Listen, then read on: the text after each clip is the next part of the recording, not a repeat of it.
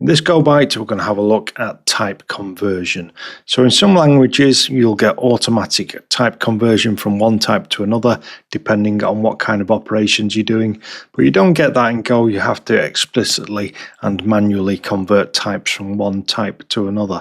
So why might you want to do this? Well, think about mathematical operations. We've already seen when we tried to divide integers, we actually didn't get the decimal places because what we would have needed to do in order to see those was convert the integers to floats. And there are also some other use cases which I've listed here. So like I say, the top one, converting between numeric types, converting strings to byte slices for processing. So you'll sometimes need to do that when you're returning string content from like an API, and working with functions that require specific types. So you might need to convert a value to a different type before you pass it into a function. So let's have a look at how you convert types in Go. So here I have a variable called count. Its type is an integer. It's got a value of 42. And then here I have a price, which is a float 64. It's got a value of 19.99. Now, what if I want count to be a float 64, and what if I want this float 64 to be a float 32 or an integer? Well, the way we do it is we use the word.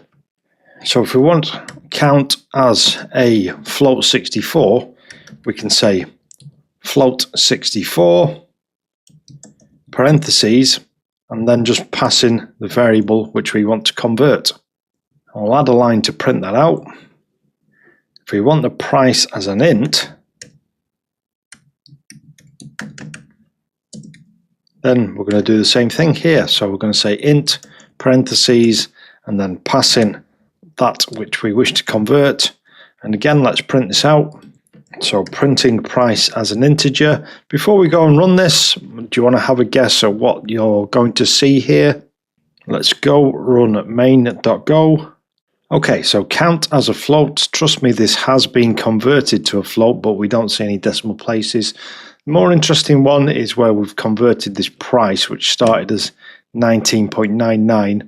When we convert that to an integer, then we lose the decimal place and everything thereafter, and we just get a value of 19.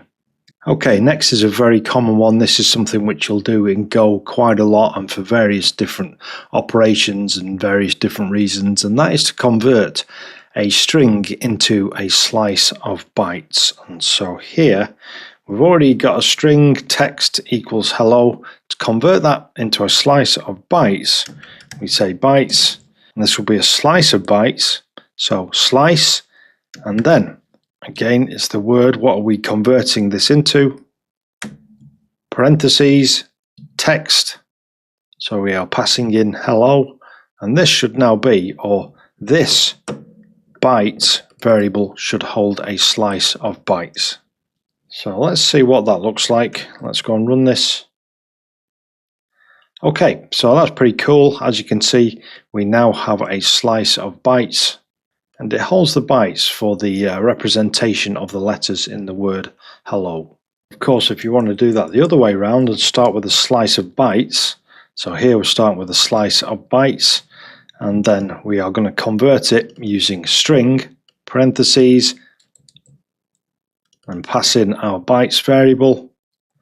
And so here we should see that we've converted a slice of bytes into the word hello. Okay, and you will convert forwards and backwards, backwards and forwards when you're converting strings and slices of bytes. So once again, check out the text version of the lesson if you want to see a few more examples, but for now I think we'll have a challenge. Okay, so this challenge is based on an earlier Go Byte where we divided two integers and we saw that we didn't get the decimal places. So here what we're going to do is we're going to address that. So the challenge, create a program which declares two integer variables with a value of 10, A with a value of 10, B with a value of 3, and perform an integer division and print the result, and then convert both A and B into float 64, and then perform float division with the converted values and print the result. And so that will demonstrate how type conversion lets you get fractional results from division. So I'm pretty sure you can do this. You've just seen how to convert from ints to floats. You know about mathematical operators, you know how to do division, and you know how to print things out.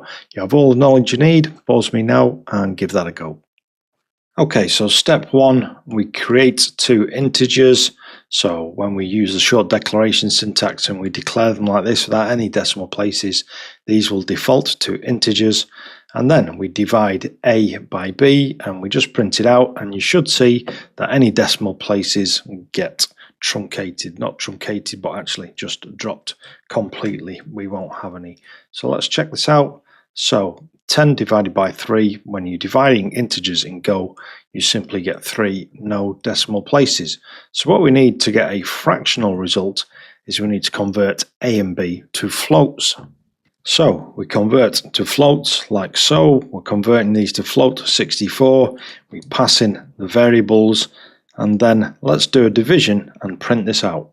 So we've converted A using the float 64 conversion function. We get back a new variable which will be a float 64, and we do the same for B, and then we just divide A by B.